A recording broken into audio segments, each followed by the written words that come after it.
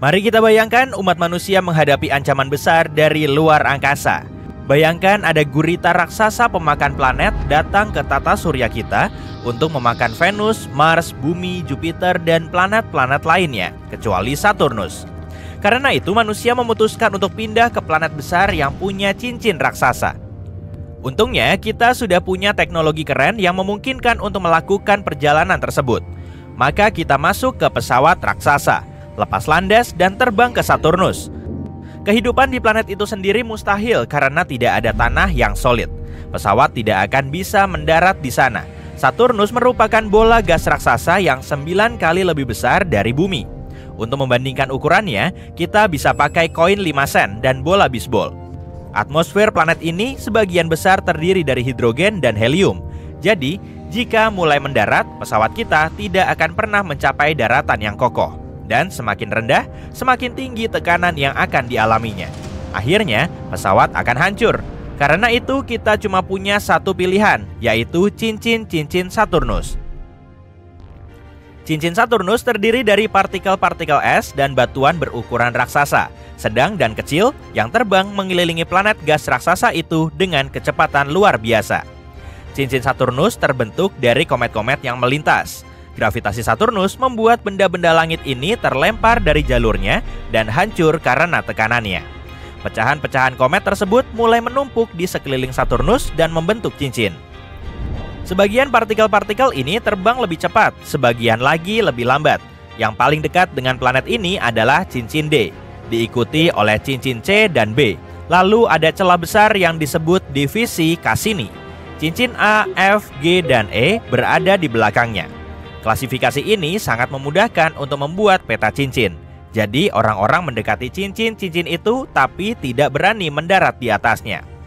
Pertama, mereka mengirim kapsul uji coba dengan robot untuk menjelajahi area tersebut. Robot-robot itu memilih lokasi yang cocok di cincin E. Faktanya, jarak antara bebatuan cukup jauh dan pesawat bisa dengan mudah terbang ke sana. Di sana terdapat partikel-partikel kecil, batu-batu besar sebesar rumah, dan komet-komet sebesar gunung. Robot pertama terbang ke batu besar dengan kecepatan tinggi. Pada saat itu, sebuah batu seukuran bola bisbol menembus tubuh robot. Robot lainnya hancur di antara dua batu besar yang bertabrakan. Robot ketiga terjebak dalam hujan es yang tajam dan hancur. Ada bengkel besar di pesawat, jadi orang-orang membuat kapsul baru dan robot baru. Kali ini terbuat dari bahan yang lebih tahan lama. Jadi robot-robot itu mencapai sebuah batu besar lagi. Beberapa partikel menabraknya tapi tidak sampai menembus perlindungannya. Mesin-mesin itu mendirikan sebuah stasiun kecil di atas batu terbang tempat manusia bisa tinggal.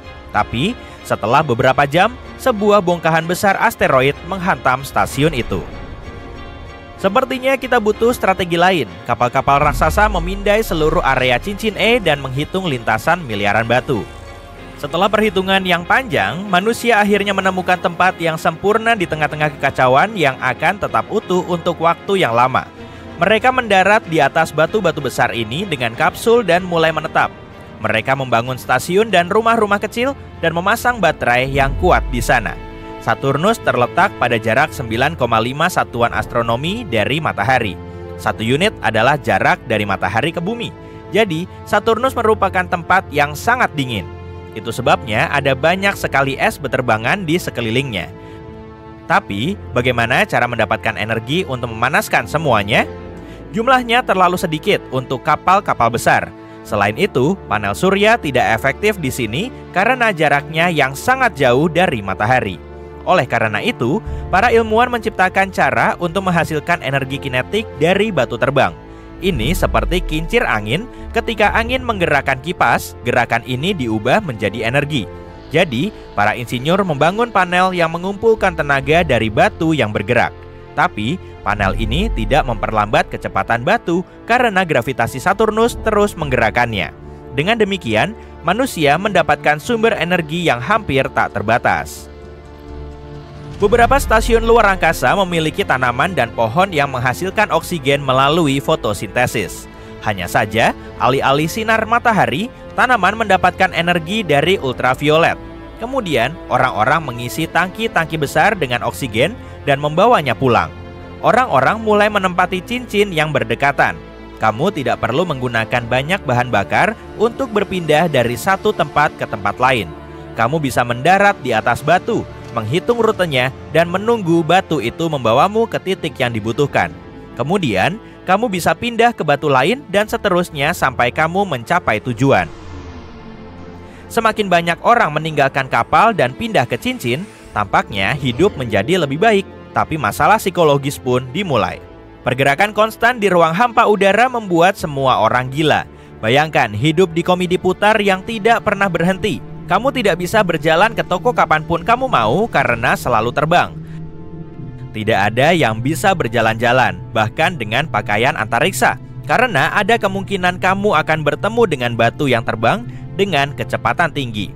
Kamu tidak bisa merencanakan apapun, karena kapan saja rencanamu bisa dihancurkan oleh bongkahan es raksasa. Komputer juga tidak membantu. Komputer tidak bisa menghitung lintasan semua benda angkasa.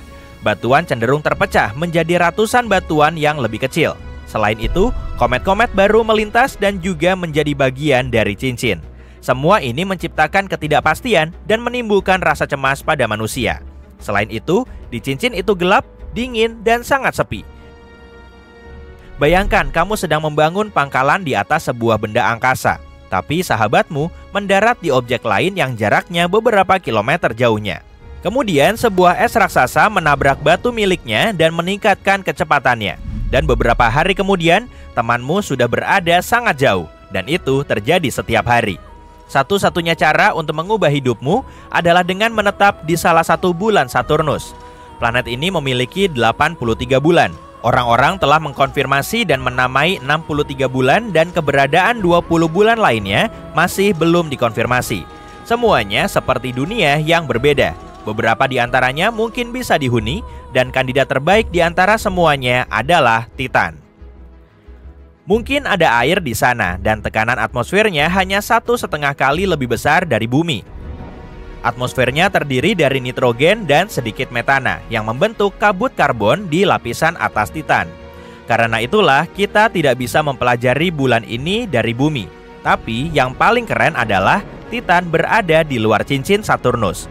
Artinya, manusia bisa hidup tenang di sana. Ada juga satelit Phoebe yang diselimuti kawah-kawah seperti bulan. Benda langit raksasa ini lebih mirip meteorit raksasa. Manusia punya banyak pilihan untuk memulai hidup baru. Selama beberapa ratus tahun berada di pesawat yang mengitari Saturnus, manusia bisa mempelajari segala sesuatu tentang satelit-satelitnya. Tapi, kenapa manusia berusaha untuk tinggal di cincin-cincinnya? Kenapa tidak mendarat di salah satu bulan sejak awal? Karena kalau begitu, video ini tidak akan terlalu menyenangkan dan jauh lebih pendek. Tapi bagaimana kalau kita memang terlahir di dalam cincin Saturnus? Katakanlah sebuah meteorit besar dengan air beku terperangkap oleh gravitasi planet ini. Di dalam es tersebut terdapat bentuk kehidupan yang paling sederhana. Dan kemudian, kehidupan ini mulai memperoleh bentuk yang lebih berkembang. Bayangkan batu besar itu berhasil tetap tak tersentuh. Kenapa sih kita suka banget sama Saturnus? Yap, karena kita suka cincinnya yang indah. Planet ini menonjol di tata surya karena cincinnya ini. Cincin utamanya punya diameter sekitar 274.000 km, tapi ketebalannya nggak lebih dari 100 meter. Cincin terluar Saturnus adalah yang paling lambat berputar pada kecepatan sekitar 60.000 km per jam. Ini lebih lambat dari rotasi Saturnus sendiri, tapi kamu tahu nggak kalau Saturnus nggak bercincin selama sebagian besar sejarahnya? Yuk kita cari tahu proses terbentuknya. Dari pendaratan terakhir Cassini di planet ini, para peneliti bisa memperkirakan masa cincinnya yakni 15 miliar kilogram. Selanjutnya mereka menentukan bahwa cincin itu berusia 10-100 juta tahun, jauh lebih muda daripada planet itu sendiri. Masalahnya, cincin itu cuma kelihatan aja solid. Tapi sebenarnya cincin itu terbentuk dari miliaran batu dan bongkahan es. Banyak di antaranya berukuran kecil dan mirip kayak butiran gula, dan ada juga yang sebesar rumah atau bahkan gunung. Potongan es dan batu terdalam menembus angkasa luar dengan kecepatan 83.000 km per jam. Ada jari-jari misterius di cincinnya. Tampaknya jari-jari ini terbentuk dan menyebar hanya dalam beberapa jam. Dan jari-jari ini mungkin terdiri dari lembaran partikel kecil bermuatan listrik yang terbentuk saat meteor kecil menabrak cincin. Atau mungkin berkas elektron dari petir Saturnus. Satu teori mengatakan cincin Saturnus membentuk semua bahan yang tersisa setelah Saturnus terbentuk dan bahan ini nggak bisa membentuk bulan. Ada juga teori yang menyebutkan keberadaan Theia, planet seukuran Mars yang bertabrakan dengan bumi sekitar 4,5 miliar tahun lalu. Bagian kerak yang lebih ringannya berakhir di luar angkasa selama proses tabrakan, sedangkan inti yang lebih padat tetap tertinggal. Tapi dalam kasus Saturnus, semua puing itu mungkin nggak membentuk bulan baru, melainkan membentuk cincin yang kini banyak orang kenali sebagai ciri khas planet ini. Teori lain mengatakan cincin ini terbentuk dari debu dan puing-puing bulan yang akhirnya hancur oleh benturan besar, mungkin oleh asteroid atau komet. Atau mungkin cincin itu terbentuk karena pernah ada bulan yang hancur akibat gaya pasang surut yang bersumber dari planet induknya sendiri. Jika terbentuk pada periode yang sama dengan Saturnus, cincin ini akan punya lebih dari 4 miliar tahun untuk mengumpulkan sedikit puing dan debu yang berasal dari tabrakan mikrometeorit. Tapi, cincin ini sebagian besar terdiri dari air es. Gak ada debu sama sekali, yang berarti umurnya lebih muda dari dugaan. Dan sifat sistem cincin ini memberitahu kita beberapa hal tentang bagian dalam Saturnus yang seperti lumpur. Helium dan hidrogen di Saturnus semakin bercampur dengan bebatuan dan es seraya kamu mendekati inti planet itu. Ini mirip dengan yang kita lihat di lautan kita, semakin dalam menyelam, tingkat keasinannya meningkat. Tapi cincin itu mungkin akan hilang di masa depan. Cincin sebenarnya lebih umum daripada yang kita pikirkan. Jupiter, Uranus, dan Neptunus punya sistem cincinnya sendiri. Tapi nggak setiap planet punya cincin yang sama. Saturnus punya lingkaran menarik dan jelas merupakan cincin yang paling spektakuler. Planet lain sebagian besar memiliki cincin yang terbuat dari debu dan partikel berbatu. Dan bukan cuma planet, benda luar angkasa lain bisa juga punya cincin seperti asteroid bernama Cherry-Claw. Tapi meski gas raksasa di tata surya kita punya cincin, planet batu atau yang kita sebut terestrial nggak punya. Dan satu teori mengatakan mungkin ini terjadi karena planet-planet gas yang berada di area luar tata surya melindungi planet-planet berbatu yang terbentuk di tata surya bagian dalam dari semua tabrakan yang mungkin bisa membentuk cincin di sekitarnya. Atau bisa juga karena raksasa gas jauh lebih besar dan volumenya yang sangat besar itu memungkinkannya memiliki sistem cincin yang tetap stabil. Dan gimana kalau bumi juga punya cincin di masa lalu? Mungkin waktu tabrakan besar saat bulan kita terbentuk. Lanjut ke beberapa hal keren yang terjadi di tata surya kita. Pluto, planet katai kecil di tepi tata surya kita, juga yang biasa kita sebut planet, punya atmosfer yang cukup aneh. Gak ada yang menyangka akan melihat kabut setinggi 1.600 km di sana. Artinya, kabut itu naik lebih tinggi di atas permukaan daripada atmosfer di planet asal kita. Dan atmosfer di Pluto punya sekitar 20 lapisan. Atmosfer ini lebih padu dan jauh lebih dingin dari yang diperkirakan para ilmuwan. Bertonton gas nitrogen keluar dari Pluto setiap jamnya, tapi planet katai itu masih bisa terus menciptakan pasokan baru dari semua nitrogen yang telah hilang. Satu teori mengatakan Pluto mungkin menghasilkan pasokan ini lewat aktivis geologis. Bulan kita emang adem ayem aja ya, tapi Io, salah satu bulan Jupiter ini enggak. Bulan yang satu ini punya ratusan gunung berapi. Ini adalah bulan dengan aktivitas vulkanis paling banyak di tata surya. Io mengirimkan gumpalan belerang hingga 300 km ke atmosfernya. Gunung berapinya mengeluarkan banyak partikel dan gas ke angkasa luar tepat di sebelah Jupiter setiap detiknya. Aktivitas erupsinya terjadi karena gaya gravitasi dan medan magnet Jupiter yang kuat, dan bagian dalam Io menegang dan menggendur sepanjang waktu tergantung seberapa dekat atau jauhnya dia dari Jupiter. Dan itulah sebabnya Io menghasilkan energi yang cukup untuk memiliki sifat erupsi seperti itu. Bicara soal gunung berapi, Mars punya gunung berapi yang lebih besar dibanding seluruh negara bagian Hawaii. Awalnya kamu mungkin mengira ini adalah planet yang tenang dan damai. Tapi dahulu kala, gunung berapi yang sangat besar mendominasi permukaannya. Yup, itu termasuk Olympus Mons yang terkenal itu, gunung berapi terbesar yang pernah ditemukan di seluruh tata surya. Lebarnya sekitar 600 km sebanding dengan ukuran Arizona. Tinggi Olympus Mons 25 km, 3 kali tinggi gunung tertinggi kita, Gunung Everest. Dan berdasarkan volumenya, gunung berapi ini 100 kali lebih besar dari yang terbesar di bumi. Mars bisa punya gunung berapi sebesar itu karena gravitasinya secara signifikan lebih lemah daripada gravitasi yang ada di planet asal kita. Selain itu, gerak bumi bergerak sepanjang waktu, tidak seperti gerak Mars. Kamu tahu nggak gimana Kepulauan Hawaii terbentuk?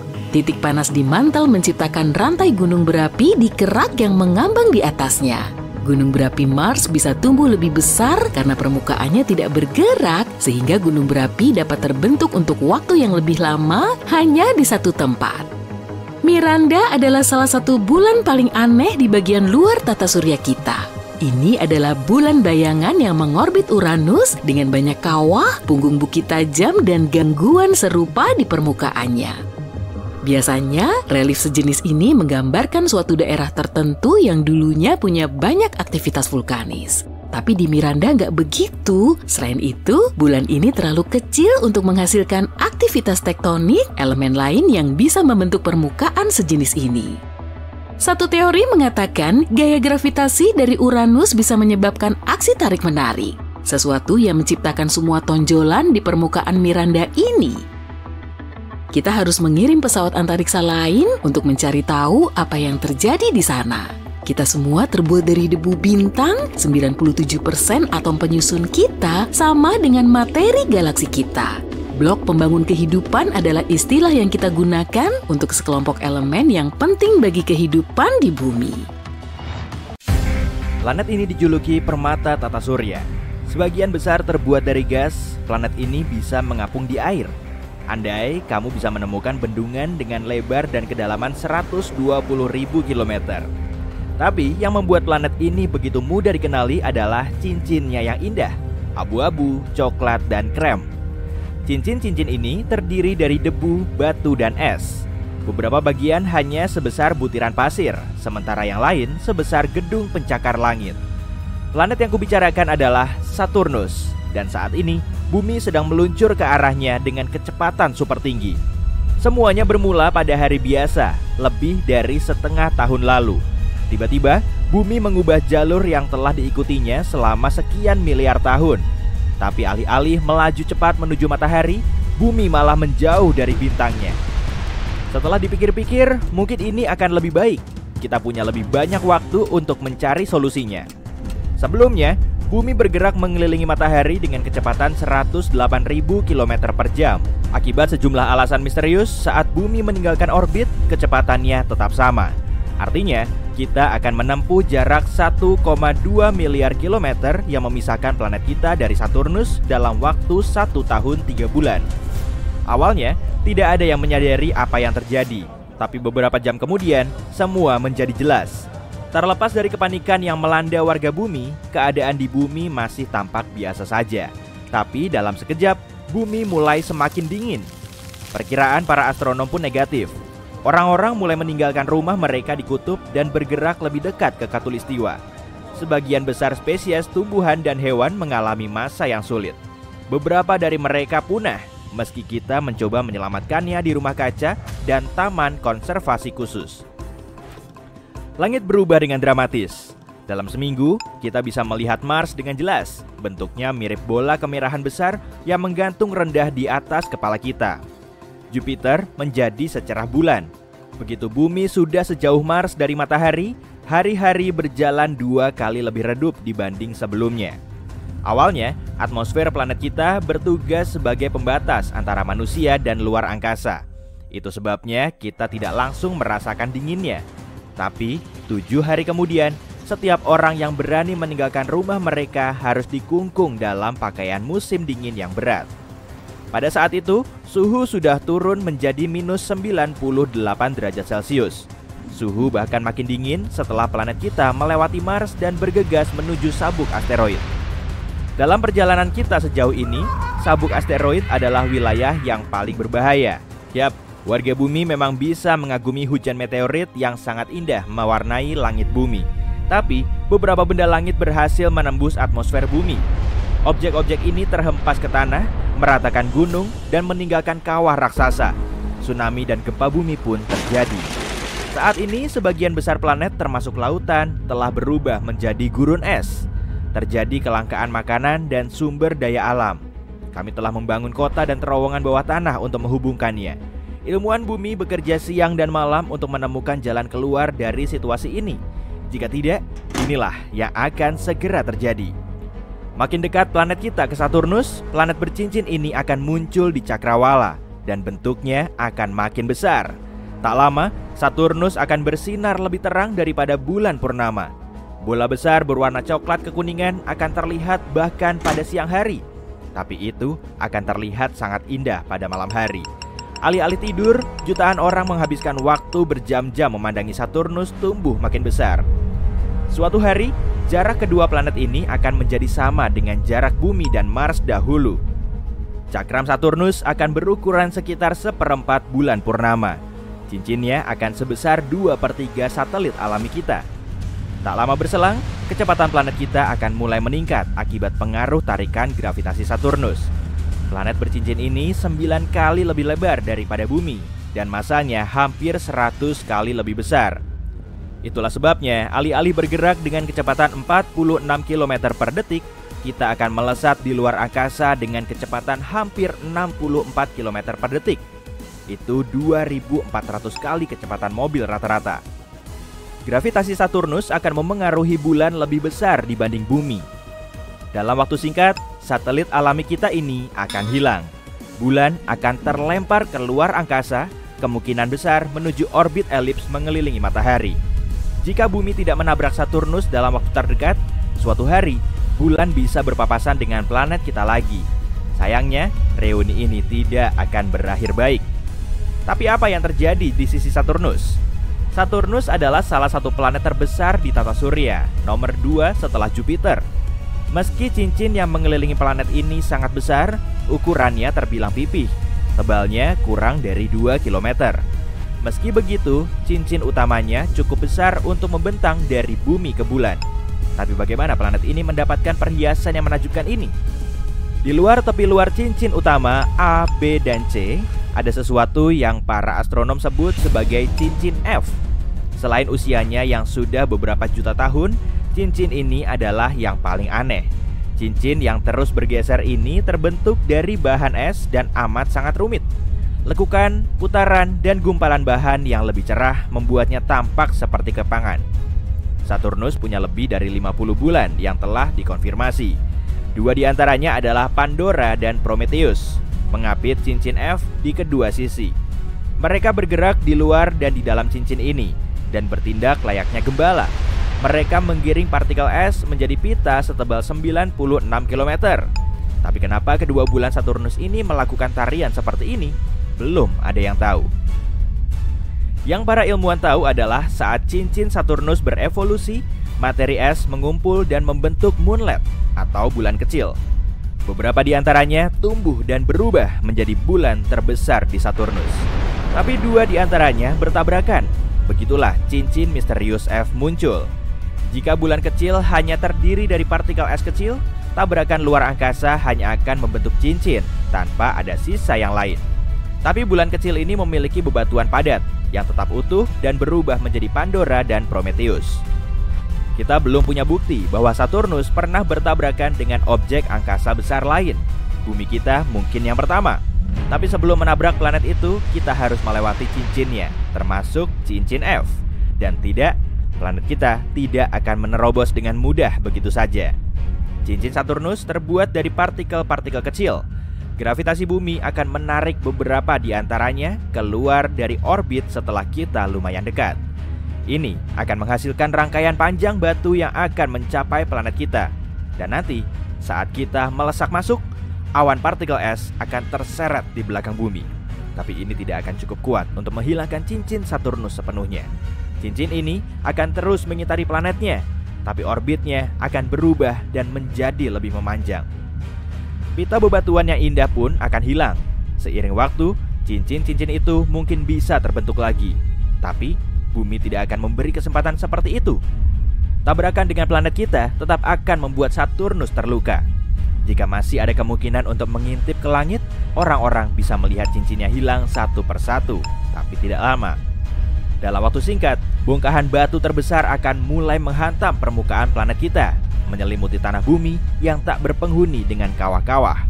Dalam skenario terburuk, bumi bahkan mungkin bertabrakan dengan salah satu dari sekian banyak bulan Saturnus. Tapi mari bayangkan, kita berhasil melewati area ini dalam keadaan utuh. Dan sekarang planet kita sangat dekat dengan Saturnus.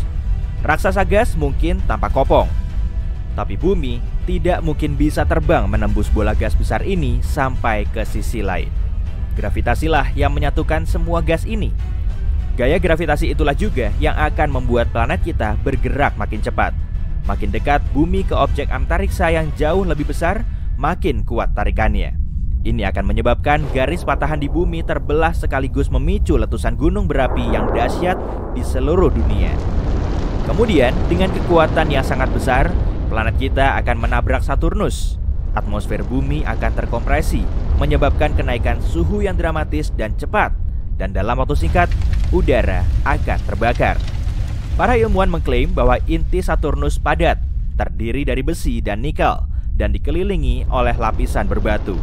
Tapi kita tidak akan pernah sampai ke sana. Bumi akan terbakar di atmosfer planet yang lebih besar ini setelah benar-benar terkoyak.